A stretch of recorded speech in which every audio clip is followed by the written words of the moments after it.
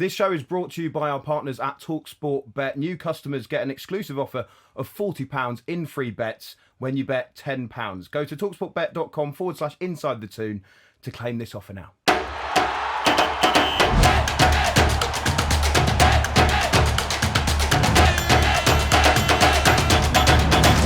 Hello and welcome to Inside the Toon, where we take a deep dive into all things Newcastle United. I'm joined by Head of Sport at The Sun, Shaun Custis, and journalist and Newcastle fan, Jack Cunningham. Gentlemen, last week we launched the first show. It was all looking amazing, quarterfinals of the Cup, and then Newcastle decide to put in two of the worst league performances under Eddie Howe. I mean, let's start with Brentford, Jack. What went wrong for you in that performance? I think, first of all, we're going to be the first inside show to be in the Championship, aren't we?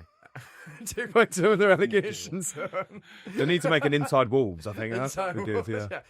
Brentford, West Ham, genuinely two just horrific performances. I mean, we talk about like what Newcastle have been like and what they've been identified about the intensity on off the ball.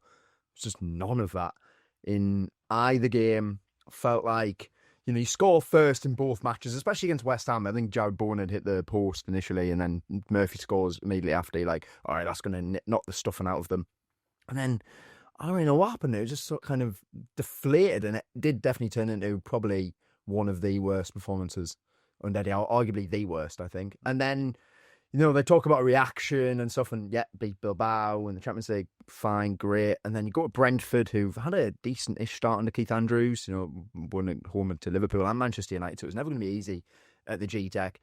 First half was a bit of nothing, but one bit of quality from Harvey Barnes, and you're like, all right, maybe we're on the way here. And then second half, just totally just didn't come out for the second half. And it felt as if, certainly the Burn decision to leave Burn on, when he got his yellow card and then give away the initial penalty that got ruled out as a dive, you're like pleading, begging, you're like, Eddie, take him off. Please take him off. You could see what was going to happen. And Brentford just kept playing the ball in behind. And eventually, you know, he brings down Dango Ouattara. I'm not even sure the second one was a foul, but to be honest, it balanced out because the first one probably shouldn't be given as a penalty. And then he's off. They get the penalty. They score. It's 2-1. And it's too late. Newcastle throw men on the fields. And in the end, it was just a bit desperate. And, you know, they go over at the end, they clap the away fans who made the long journey down, and it just wasn't good enough. Yeah, Shaun, it's a 9th straight league defeat away from home. And that away form, particularly, is really concerning and actually stretches back before this season as well. Yeah, it's dreadful. And as you say, in the last podcast we did, we were so upbeat, but it had been off the back of three home victories. And me and Jack have been talking about looking for positives. So this is the positive. This is the we got battered by Brentford nearly about this time last season and went on a great run after it. And it was actually at that Brentford game where Eddie Howe said, look, you won't believe me, but I can see there are green shoots. I can see that we're going to progress from here. And believe me, the performances will get better. The worry is this time we didn't get any of that. So after West Ham, he did something which I thought was a bit uncharacteristic, and he called out the players for weak mentality, didn't compete hard enough, and he sort of backed that up again after the Brentford game, although this time he said, I take the blame, it's up to me to sort it out. But there were no sort of anything we could grab onto to say, this is going to be better when we face, was it Man City? Man City, yeah. I mean, goodness me. And I know everybody's got fixated on the derby game. They have, and I know you two are as well. we've got Man City, we've got Everton before that as well. Yeah. And it's Tottenham in the Cup. There's a lot to go before you get to the derby. Can we solve it now before we get there so we're in good form going into playing Sunderland? But I think it is fairly concerning at the moment, I've got to say. Yeah, and actually, it's funny because after that Brentford game, there was a bit of a tactical reset from how he moved Tonali a bit deeper into that 6th position. But there are so many things he needs to sort out. Yeah, 1-9 in a row. Yeah. But then you think, where's that tactical reset coming from? Is it Johan Wissa finally becoming fit, giving him a different option? I think definitely the fullbacks coming back is going to be really important. But actually, I do think Howe needs to look at himself a bit tactically as well. In both the West Ham and the Brentford games, the midfield was bypassed so easily. And part of that was to do with the way Newcastle set up off the ball. They were a 4-5-1, and it only took one pass. And even against Brighton, it was the same kind of story. It sometimes only took one pass, especially against Brentford, like you say, that Jack Dan Burn was so easily targeted as well. And I think the other thing that's affecting Newcastle at the moment is pressing, because we know under Eddie Howe they're such a high pressing team. They can't press in the same way at the moment. But the other thing is there's that tactical shift within the Premier League that especially teams like Brentford have decided, right, we're going to punt this long. And so where it's worked for Newcastle away from home before, where they force teams into mistakes, now teams are going, well, we're just going to get past your press by pumping the ball up the pitch, maybe targeting Dan Burn and scoring that way. You think that pumping it long and high would suit Dan Burn? He gets in there, big lad, head it clear, but they're not. They're dropping it. They're dropping it behind him. over his head, and they're taking him on.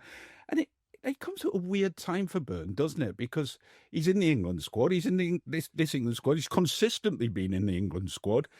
He's in the Newcastle team, yet both England fans and Newcastle fans think it might be time he got replaced. Yeah. Do you feel a bit sorry for Dan Burn, Jack, at the moment? Just because, obviously, left-back's not... I know he's played there a lot for Newcastle, but it's not his position. No, I mean, if you think about how many games we played between this and the last international break and then this international break, it was basically every 3 days we'll play. And I actually thought Dan Burn at left-back did really well up until probably West Ham. I thought at left-back he was actually really solid in that position. I think a lot of it came down to ultimately playing all those games all the time. I think it got to him legs-wise. I think he started looking leggy. And ultimately, it's just not his position. You know, his position is at centre-back. And I think that, unfortunately, he became a player who other teams targeted, rightfully so, because he's not a left-back, so they started playing it over the top, and he was getting caught out. Now, my thing is that now he's banned for the game against Manchester City. This is finally the chance to get Lewis Hall back into the team.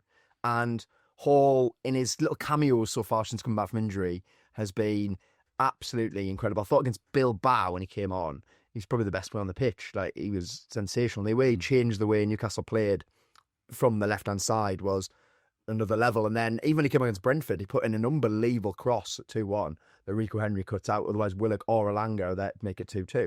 So I think once Hall comes into the team, you're going to see a better Newcastle. Because I think one of the issues we've got from away from home is if you actually look, Newcastle have been outworked in 8 of their 11 Premier League games this season, which is a surprise. But I think it's because it's like we talked about in the last episode, where it's a clear change in style. And the issue that Howe's got at the moment is he's trying to change the style, but he's keeping the loyalty to the players who are used to that high pressing intensity, not as technical game. So your Popes, your Joe Lintons, your Burns, he's keeping the loyalty with them because they've never let him down. But if you're trying to change the style and the way you play, you need to get the Lewis Hall in, you need to get Jacob Ramsey in, and you need to get Aaron Ramsdale in. How do you get Burn into the team? You say he's not a left back, he's a centre back. This comes back to what I said the last time, which is when everybody's fit, he's probably not in the team. He's probably not. Shaun Botman's probably... Chow and Botman, yeah. Chow and Botman. Is probably a preferred centre back. And then is it Shaun Botman after that? Well, I think, to be honest, I think Botman actually would be the one who might be in trouble, because I thought his performances against West Ham and Brentford were well below the levels that we expect of him. So I think Burn would still have a chance there. But equally, you probably are right. The favoured back foot on paper is Tino Livramento, Malik Chow, Sven Botman, Lewis.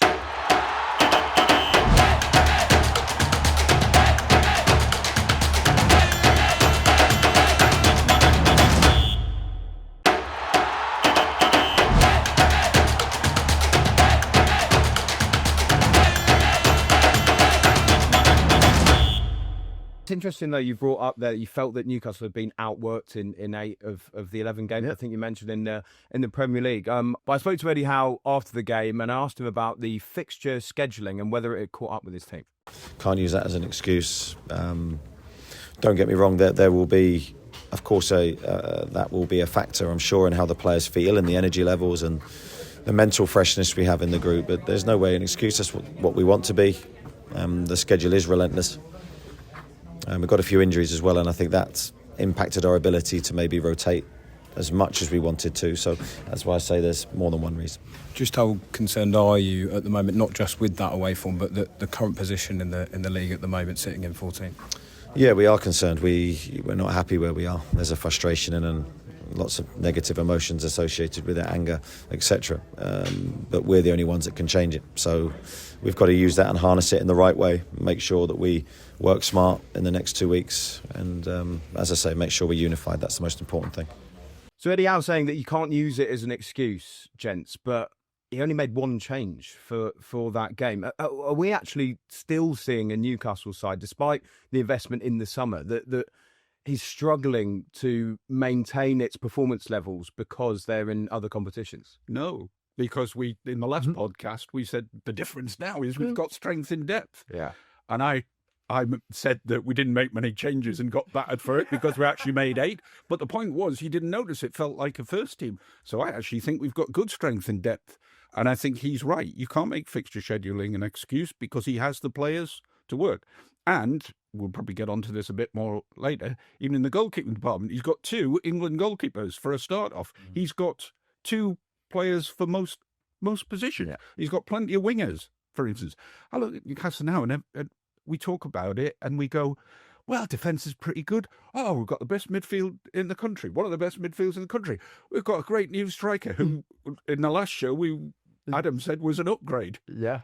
We've got loads of wingers. Anthony Gordon. Oh, suddenly we've decided he's not performing so well when 2 weeks ago everybody was telling us he was great. Harvey Barnes when he comes on, brilliant. Why don't we start him? Jacob Murphy. What a revelation he's been since he got back in the Toon. And now we've decided he's actually probably not quite the level, even though it is a bit... Newcastle supporters do flip-flop quite a bit, and we're guilty of it too. To be fair, that does show the contrast, though, in the performances, particularly away in the league and at home against some of the teams in the Champions League. Is it too harsh to say, Jack, that some of the teams they have played recently in the Champions League are just not of the level of even some of those mid-table sides or lower in the table sides that they've played in the Premier League? I don't think that's harsh at all. Benfica are second bottom. They haven't won a game. They've lost every game, Benfica, so they're obviously not very good. Bilbao were without their 2 best players, in the Williams brothers. They weren't available, and also Sunset wasn't available either. He's a really highly rated attacking midfielder. So Bilbao were without some key players. And I thought Bilbao actually played pretty well. They caused us some problems. They knocked the ball around nicely, but ultimately Newcastle did just about enough. Equally, you can only beat who's in front of you, and it's actually 6 wins out of 9, but it does show the strength and depth of the Premier League, really. The fact that you have these teams like Brentford, although West Ham obviously was a weird one because they lost every single home game, and then you go there and you rock up and you turn in that performance. That's extremely disappointing. But I think that overall, probably at the level that we have played, some of these teams probably aren't actually at that Premier League level. And I think that just shows you the strength of the Premier League these days.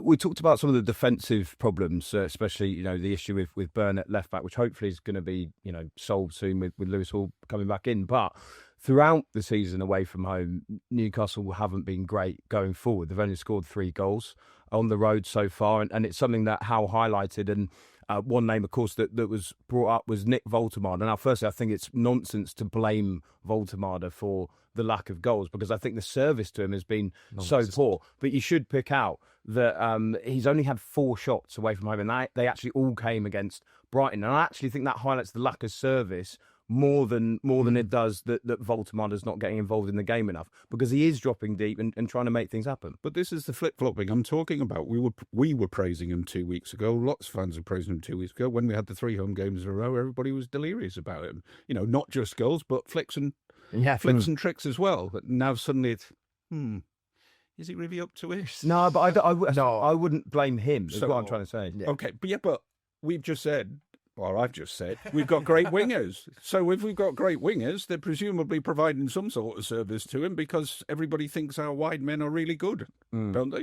Yeah. No, I don't think some of them. I think Gordon's been in shocking form, to be fair, and Alanga's not, I suppose, exactly hit on yet. So we discussed Alanga in the last show as well, and 55 million, and I do seem to remember you saying he would come good. And No, he will come good. He will come good. When's that going to be then? Well, you have got to give him a little bit of time to adapt into the team. Well, so ultimately, the same. No, Woltemade is exactly the same. He needs time to adapt in the team. How long do they all need? What? How long? We're talking about Sunderland. No. 14 new players. It took them half a game to adapt. I suppose, but I think Woltemade has adapted. I think that my thing with him lately was I think he's just looked a bit tired, because last season was his first real full season in the Bundesliga, and he didn't even start until the second half of that campaign. So he's never played this many games consecutively. And the reason he had to play them is because Asuli's injured and Viss is injured. So there was actually no other option. Shaun adapted. Howe has adapted. Shaun has adapted, yeah, but at the same time, sure. At the same time, let's not forget, Lewis Hall took a long time to adapt. Yeah. Anthony Gordon took a long time to adapt at Newcastle. Even Sandro Tonali, before his ban, didn't look the same player that he is now. Sometimes with Eddie Howe, it takes them a while to adapt. And I think I'm quite surprised at how quickly he was thrusting Elanga into the team, because it's not very Howe-like to do that. Usually gives them a bit of time, and actually could have been playing Jacob Murphy, who showed such good form last season. I'm lost. Has Gordon adapted or not adapted? Gordon has. But then he hasn't. Gordon is at the moment out of form for whatever reason. And he's been out of form for a while as well. Like, I think if we're fair, if you go back to the start of last season, there was obviously all the rumours about Liverpool, and he came back nowhere near the same player. He then signed his new deal, and he had about 3 months where he played massive roles in, obviously, Newcastle making the Carabao Cup final with 2 goals against Arsenal. He scored or assisted in most Premier League games. I remember against Villa, he was brilliant. Tottenham, he was brilliant. And then he got sent off against Brighton. That obviously affected him or whatever. He comes back. Howe tries to squeeze him at the team. I think we even changed to a back 3 to try and get Barnes, Murphy and Gordon into the team. It just didn't work. He wasn't at the same level. And then this season, apart from Benfica where he was consistent from where start to finish. Benfica and Union, where he got a couple of goals, and then he also scored against Barcelona, but he should have scored more against Barcelona.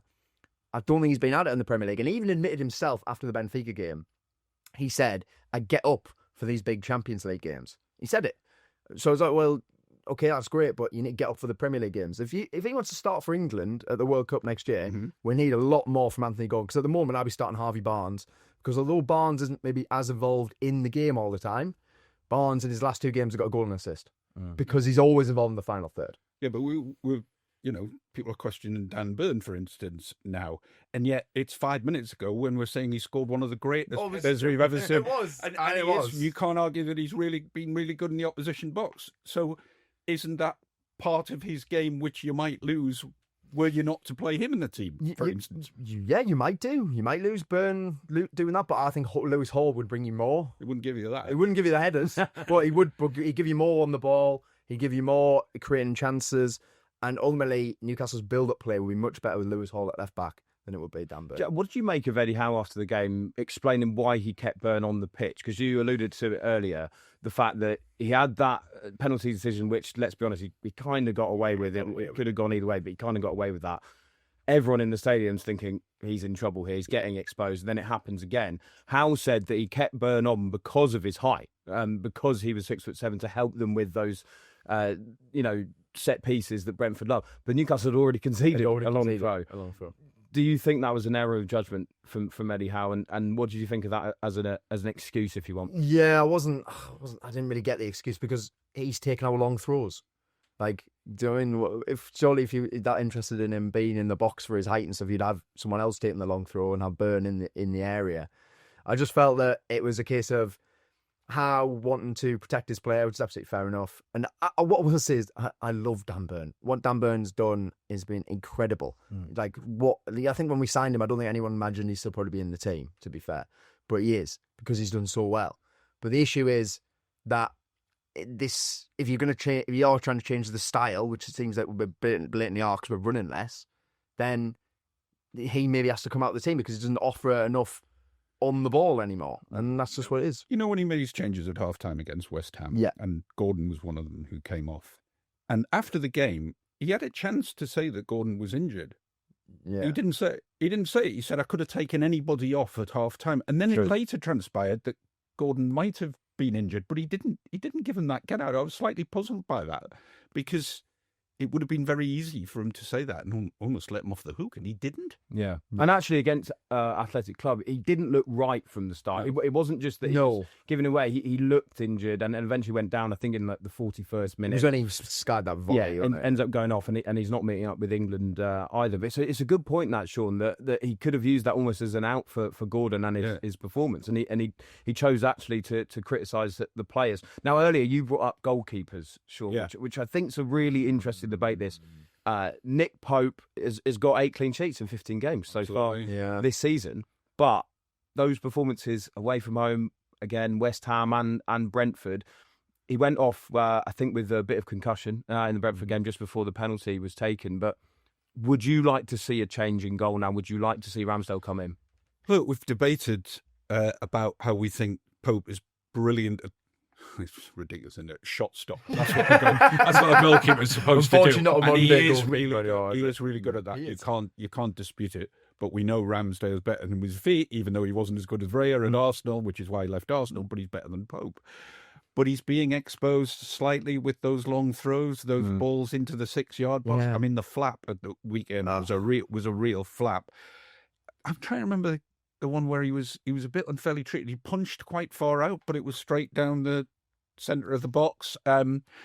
He looks a little short of confidence, but I feel we've been here before with him. I mean, I think since he injured his shoulder, he hasn't quite looked the same. Not been the same. Yeah. And I think that's probably in his head. And I wonder how Ramsdale said. You know what's quite interesting? There was Tim Krul was on Drive recently. This was before those 2 games.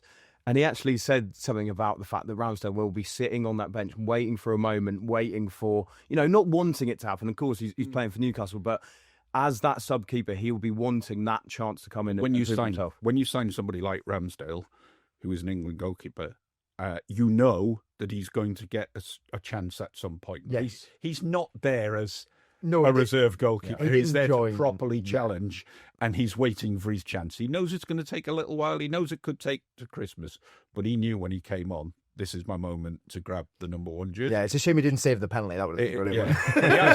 He has got a chance now to make himself number 1. Yeah, I agree. I think it's time for Ramsdale to come in. And again, it's nothing to do with necessarily Pope's contributions to Newcastle. £10 million got to be one of our best ever signings. Realistically, what he's delivered is absolutely out of this world. But against West Ham, really poor for the Paquetá goal. He's 6'6". I mean, what is he doing on the long throw? That either stay on your line, let the defenders deal with it, or you come out and clean everyone out. And I just think that. And then the issue, and the main issue with Pope is the fact that when he's kicking the ball, it usually just goes out of play, or he can kick it long. You can't really play it short. And again, going back to this thing I was on about with the style change, if we are going to do that, it probably is time for Ramsdale to get a go, and Newcastle can try and build from the back properly rather than panic clearances up the pitch to no one. So I think it's time for Ramsdale. Let's say Pope is fit, though, for Manchester City. Let's say that both goalkeepers are able to play in goal. It's not what you would do, Jack. What do you think Eddie Howe will do? Because he is quite loyal to Nick Pope. He's loyal to a lot of players, and I totally, one thing I would say is I totally understand that loyalty. These players have not let him down. In the time that they've come into the team, they have not let him down. Newcastle have finished no lower than 7th in a full season under Eddie Howe. So he has every right to trust these players. But at some point, you have got to see that this loyalty to them is starting to cost us points. And I think Pope needs to come out of the team, and Ramsdale needs to come into the team. But equally, Howe will probably pick Pope. I think he'll pick Ramsdale. Do you? Oh, I think he's seen it. You think he's seen the light? Change. I also feel I watched Ramsdale quite a bit at Arsenal, and obviously we've seen Pope quite a lot at Newcastle. Ramsdale is a bit of a talker, bit of a shouter, bit of a commander of defence. Looks like he's controlling the defence. Pope's pretty quiet. He is, yeah, he's quite quiet. He's big, and you feel he can be commanding at times, but he doesn't really say much to his defence. You don't feel like he's marshalling them. Ramsdale definitely does that, or tries to do that. So maybe it's time to think, we need a bit of authority in the area, especially if, as we've said, the defence has been struggling just a little bit. But is the defence struggling because of what's going on behind them? And what's going on in coaching? So we've got a lot of long throws held in the area. Who is saying, as you just said, Nick, either stay on your line or come out and clatter them? Yeah. He's sort of halfway house. Yeah, and that's hurting Newcastle. Absolutely. And it hurt them against Brentford. Because that's why Botman made the mistake, I think, because he sort of was aware Pope was behind him, but I either want to see Pope climbing over the top of him or not see him in his perversion at all, and then he ends up flicking it on and Shaun scores, doesn't he? So, we should talk about Eddie Howe, because it was 4 years in charge for him this week, just before that Brentford game. Some interesting comments from Jamie Carragher, who actually feels that Newcastle at the moment have let Eddie Howe down. He was talking about the frustrating summer window, the fact that some of those executive positions have been changing so much, particularly sporting director. You've had Dan Ashworth, who went off to Manchester United, Paul Mitchell as well. Now got a new one in Ross Wilson. Do you go along with what Carragher's said there? Do you feel that Newcastle as a club have let Eddie Howe down, as he says? Not overly, but maybe he's right. He could do with a bit of help. I think the summer did blindside him a little bit. It meant he didn't get much of a break, and he had to do a lot of the stuff himself. But I hesitate to say in the old days that wouldn't have mattered, would it? I mean, if you said that to Alex Ferguson, if he'd been hit hard by a sporting director, I haven't gone, he gone, who? What? It just so. And here's a set piece coach, Sir Alex. What? I do understand what you're saying, Ollie, but I think even Eddie might say that's a bit of an excuse. Yeah. Do you go along with that, Jack? Yeah, I think that Howe's actually, he's dealt with it all extremely well. I mean, he had a guy had pneumonia earlier this year and then came back from that and got Newcastle into the Champions League, and then basically was the de facto sporting director this summer because we didn't have anyone in. Paul Mitchell proved to be a pretty shambolic appointment in my view. You know, the Isak thing, the fact that he came out and just slated all of the recruitment beforehand when all of those players have done well. So I thought that was a mess of an appointment anyway. Darren Hale's really unfortunate situation. You know, we obviously wish him the best. I thought he did really well as a CEO, Darren Hale. And the fact he stayed on as well, by the way, when the club could have easily found him a replacement a lot earlier, but he just stayed on just purely to do his role. So I think Howe would probably also go along with that and say, that's just an excuse. And I don't think he would agree with it.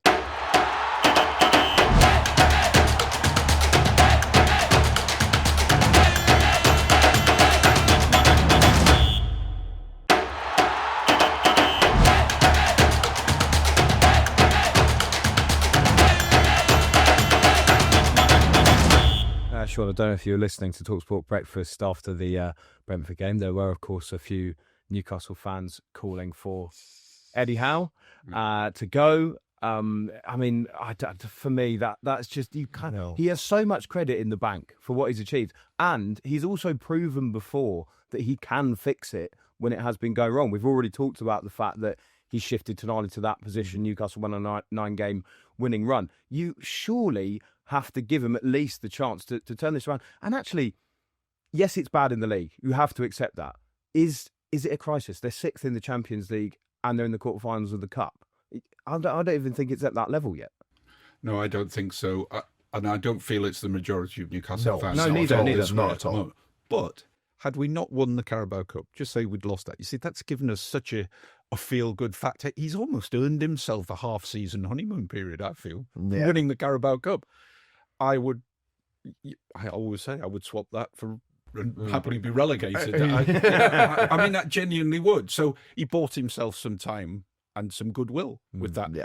But I suppose there does come a point where you go, hang on, this is not very good. And personally, it's probably going to go to the derby game. It is. I know I said forget about that. But given the context of it as well, and especially the fact that it is at the Stadium of Light too. Well, I remember thinking the last one was really important because if you remember, Newcastle at that point had, I think, about 15 fit players and lost something like 7 out of 8 games or something going into that game in the FA Cup. And Howe picked his full strength team. Yeah. He was like, I need to win this. And if you remember, Joe Linton came off as soon as we went 2-0 up. He came off and he didn't play again until the end of the season because he wasn't fully fit at all. So Howe knew how important that game was, and in the end, you know, that eased any sort of tension around his job or whatever. This derby game is massive, and Newcastle's away form makes you extremely worried about it, and Sunderland's home form makes you extremely worried about it as well. There are some games between now and then, to of course be fair. There are. And they've still got to go to Everton away. There's a few games in the Champions League too. So, you know, Howe also after the Brentford game did actually talk about maybe a bit of a reset, especially away from home with the way that Newcastle tactically set up. So let's hope they do it in time ahead of that game for sure. I wanted to ask you guys as well about some comments Sandro Tonali made. This was after the Champions League game. He was asked about his future. He said, it's a tough question because in football you have to think year for year. Don't want to say I'm going to be here for 10 years or so. But at the moment he is happy there and he's not thinking anything about any other team. Jack, how did you react to those comments? I had no problem with it. You know, genuinely, I thought that he was being honest. He was asked a question. He asked it. He answered it exactly how he thought he should have done. And I don't think Newcastle fans should be worried about that, to be honest, because no. You're naive as hell. No. You really are. No. Just because I get it. Like, as a football player, you have got to see how things are going, how things are progressing. Like, look, if Newcastle don't get into Europe even this sort of next season, then of course a player as good as Sandro Tonali is probably going to want to maybe move on. Why did he not? Equally, sorry. Why did he not answer that? This club was extremely loyal to me when I was suspended for my betting issue. The fans were great with me. They sing my name. I felt the love of this place, why on earth would I want to leave this club? No. Yeah. Why do we say that then? But he's probably why not. not? telling But us do to- you know what? One of the things is, Isak's gone. He's seen that happen and think, well, if he can go, anybody Well, can. that- that's he why- did mention Isak. He did mention Isak. did, didn't yeah, he he did. did mention Isak. And he said it was a difficult summer with Isak.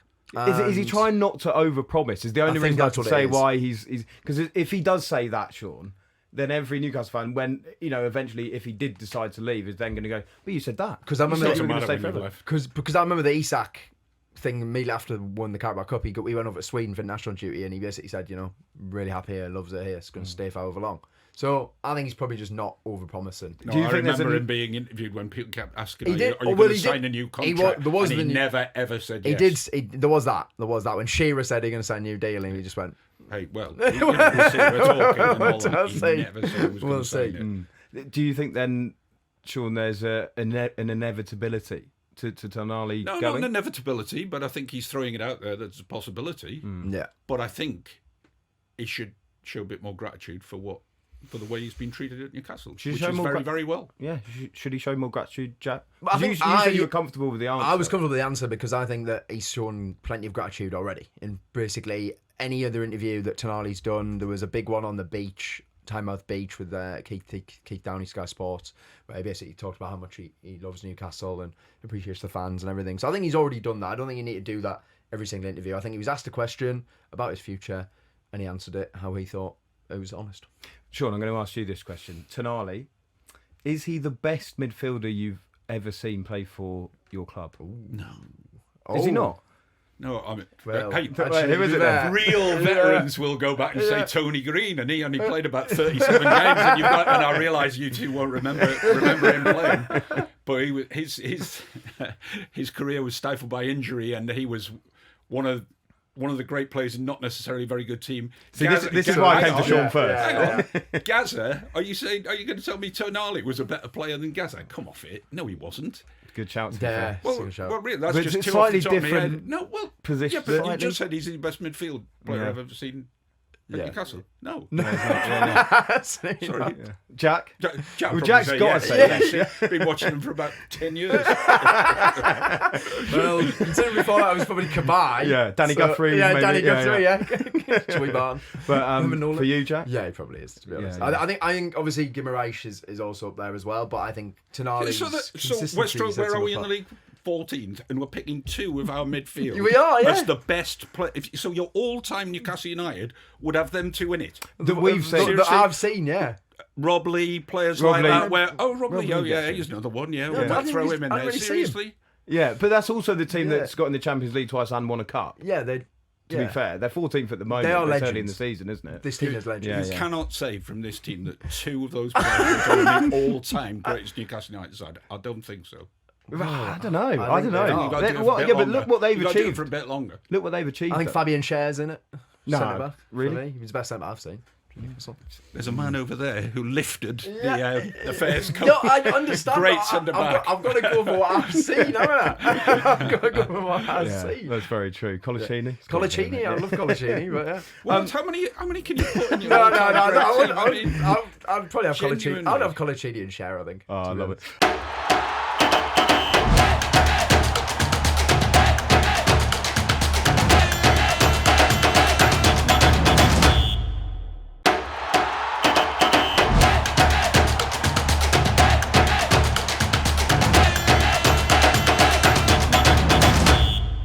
Talking of the kind of contract talks though, because obviously with Tonali it was kind of revealed that he'd sorted all this whilst that betting ban was going on. At the moment, we believe the club is in talks with Sven Botman over a new contract. That will be a good one to get sorted. What else do you feel is in Ross Wilson's in tray, Jack, as the sporting director? I'd like to see Tino Livramento get a new deal because I rate Livramento so highly. I think wherever he's playing, left back, right back, whatever, he delivers so much off the ball. First of all, I mean, the only player I think beat him one-on-one is Antoine Semenyo, and Semenyo, well, he could beat anyone one-on-one, so I think that's fair enough. I think Livramento defensively, you know, when you watch a winger go up against him, I'm always kind of like, yeah, fine, no worries, he'll deal with them. Left back, right back, whatever. And then I thought in the last in 2025, I think he's added loads to his attacking game as well. Maybe not necessarily crossing, apart from he did put the cross in for the winning goal in the Carabao Cup final, of course. But not necessarily crossing, but I think the way he creates chances through his passing, his dribbling has massively improved. And I just think he's such a unique player, and he's so young as well still. And, he could easily be England's right back for a long, long time. So I felt Newcastle need to get him tied down. And to be honest, Tonali, I know he's signed a new deal as such, but I think if Newcastle want to realistically keep him, I think it's time to give him a contract that befits his wage. Befits his wage. I think give him one that befits his wage. So he should be one of the top, the top earner at the club, I think. Do you think that's what he was playing for then? A better deal? Well, I think I wouldn't be surprised if it's part of it, because look, when he signed that contract, what I will say is that contract, it was a massive risk for Newcastle because he was banned. He could have come back. He could have come back being absolutely terrible, but he's obviously been elite. So I think that was a risk for both parties. But I think now he's proven, and Newcastle have proven to him as well, that I think it's worth him going up to being the highest earner at the club. If we part what's in the sporting director's intro, what about the club itself, Shaun? Because there does seem to be some lingering questions, not least the stadium as well, which we'll definitely do a deep dive on one of our future episodes. But what are you kind of making of that situation? Because there's been, it just feels like whispers for a long time as to whether Newcastle will stay at St James's Park and that will get renovated, or they'll move away and build somewhere new. I don't think it's a priority for Saudi investment fund anymore. I think it's just part of their portfolio. It's not a priority to them. It's something they have. This is why I worry about moving the stadium, because they could move it. It could turn out to be a disaster. And we'll look back and think, well, we didn't really need to move to St James's Park. People go, oh, yeah, but we need another 10,000, 15,000 capacity. And you think it's going to be like that forever. I don't want to be a doom and gloom merchant, but I have been there when there's been 15,000 in the crowd and 20,000 crowds and all of that. Yeah. And believe me, there's nothing worse than a half-empty stadium or a big stadium where fans are dissatisfied, as West Ham fans will tell you, for instance. Yeah. And look, you watch if Tottenham dipped. Brilliant stadium they have, but when that's half full, that's another prospect altogether. 55,000 full or nearly full is a good atmosphere. It's a good, strong place. Everybody, opposition teams tell you that's one of the biggest atmospheres that they'll ever get. Yeah. You don't necessarily get that when you get up to 65 or 70,000. Yeah. What in particular makes you think that Newcastle aren't a priority then for Saudi at the moment? Just think they dip their hands into a lot of things, golf, the boxing is a huge priority. How worried should supporters be about that, do you think? I think it is a concern because, let's be honest, when they came in, we thought, brilliant, hey, we're going to rule the world, and it's not worked out like that. And you have to sell people like Elliot Anderson, and they realised something they probably didn't at the time, that there are constraints on your spending. Rules. You can't just throw loads of money at it. But actually, weirdly, some of the things you can throw money at, which are training grounds and stuff like that, they haven't really gone all out to build a brand new training ground. Well, why not? You're pretty much free to do that. Yeah. And they haven't done it. So I think I'll not say they're bored with it, but it's not top of the list. Do you think they're bored with Newcastle? I've seen that suggestion, but I just think, because again, what Shaun was saying, they've just got so much. And I think, to be honest, like a lot of the issues that Newcastle have had maybe about getting infrastructure moving is the fact there's been so many off-field changes, with Amanda Staveley going, Mia Dye going, and then no CEO, no sporting director. So I feel like now we've got David Hopkinson in as CEO. I feel like already we've seen a change. Pete Silverson's gone. As commercial officer, he's gone, and you could argue how well he did or how not how well he did. So clearly he's decided that needs to be a change. So I think once now you see all this coming together, I feel like we will start to see some movement on that sort of thing. Mainly because I think it's been in the pipeline, and I think there's the way the PIF seem to work with it is that they pick who they want to have in charge, and then they just let them go on with it. And you need this money, okay, fine, we'll sort it.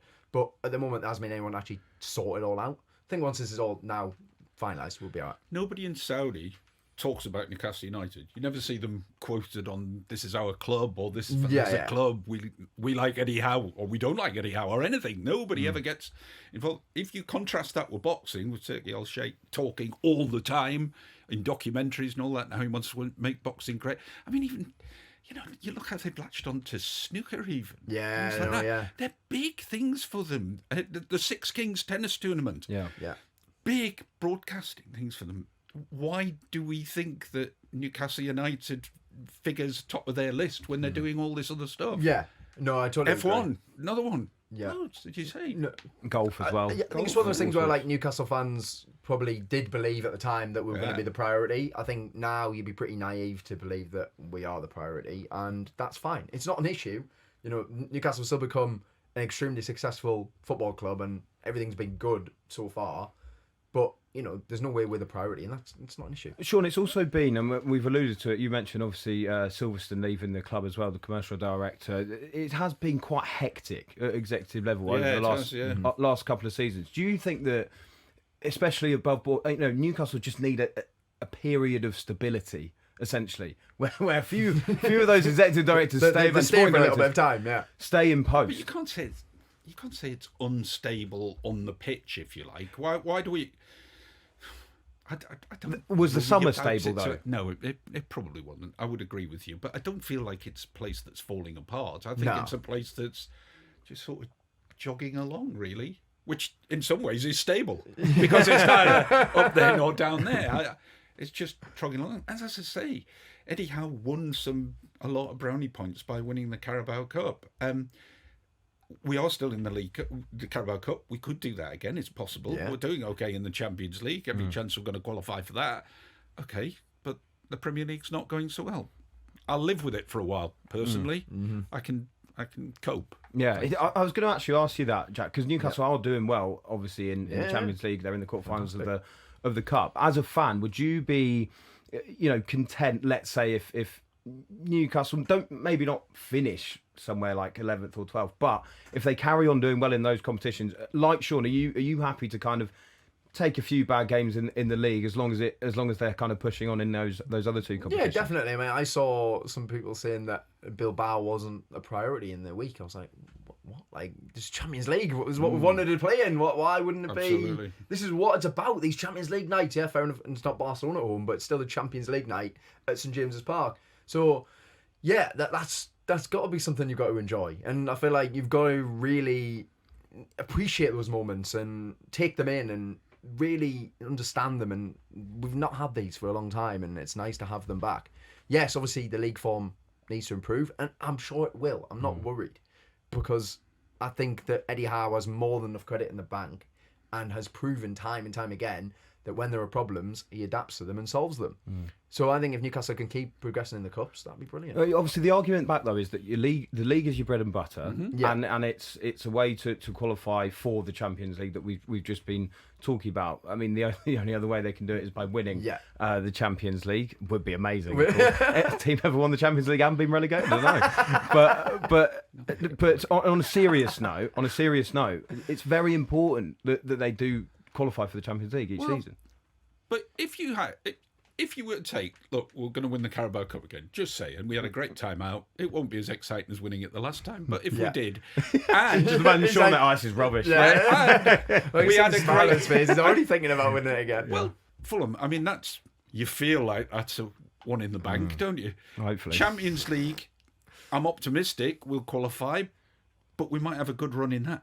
Would you really be concerned if we won the Carabao Cup and we had a great run in the Champions League and we finished 12th?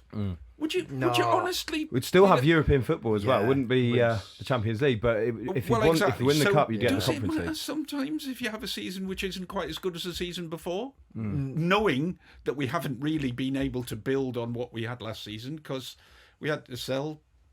Who was our best striker? Bleep his name out. Yeah. We're not going to say his name.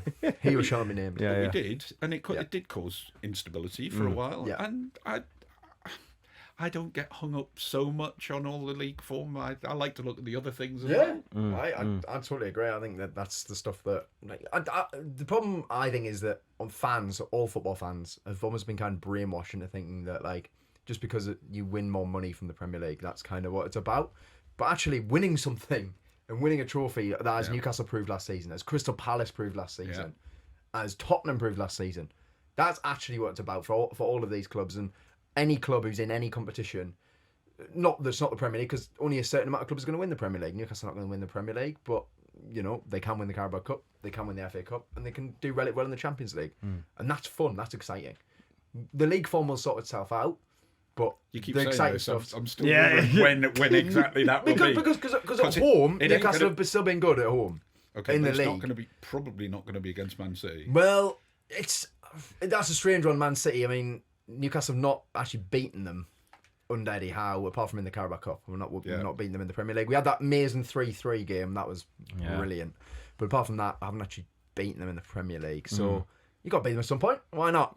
Yeah, I mean, given the way this season has gone, it would be so unsurprising if they won that and then lost 3-0. But we will see. I mean, to be fair, just very quickly going back to what is coming next for Newcastle. The away games that we've kind of mentioned already it's Everton, then it's Sunderland, then it's Manchester United, then it's Burnley just before New Year. So that is 3 really difficult away games to try and fix the form. Marseille, of course, which really is Leverkusen for all sorts of reasons. Their fans. Yeah, absolutely. Anyway, boys, I wanted to end on a positive note as well, because I'm not sure if you've seen, but the ex-Newcastle striker Papi Cisse has been featuring that. An amazing time in Sunday League. He's playing for Wythenshawe Vets the other day. Danny Drinkwater, Stephen Ireland. Danny Drinkwater, the former Newcastle midfielder. Imagine rocking up hungover, right? Cisse, Drinkwater, Ireland. Please get me off my right now. hamstring's gone. Yeah, Cisse scored 6 goals in their last game against Collegiate Old Boys. I thought it was a nice way to chat about his time at Newcastle. Obviously, he's probably in Jack's all-time 11. It will be, obviously. Well, the goal would certainly be in my top 5 of all time. It was bang in line with the goal against Chelsea. I was sat in the press box, picked it up on the touchline, and as he hit it, we all looked and thought, hey, that might go in that. And honestly, it is definitely top 5 goals I've ever seen anywhere covering football. Yeah. Is that the best goal you've ever seen live, Shaun? Because you've covered so many games with your job. Easy. Up there. It's up there. It's so unique, isn't it? Oh, absolutely. Yeah. You really don't His see first one in that game was unbelievable as well, by the way. It's the best. On, played it into him. He flicks it with his right foot, and then as it's dropping to him on his left foot, he volleys it in. It was like playing in the park. You're gonna probably hate this, but I think it's probably Thierry Henry against Manchester United at Highbury. Flicks it up on the edge of the area and turns and volleys. That's possibly. Yeah. But hey, save that for Inside Gooners. Yeah. There are people who think Cisse was a bit lucky with that and maybe wasn't trying it. But if it wasn't trying it, what was he trying? It wasn't across to the far post. It was something. It was something unique. Yeah. I've not seen another goal like it since. I don't think. And that was just a striker who had total belief in himself, and he could believe he believed he could score from anywhere. Gents, it's been an absolute pleasure. Thank you so much. Thank you for watching. Remember to like, comment, and subscribe. We'll be back in 2 weeks' time.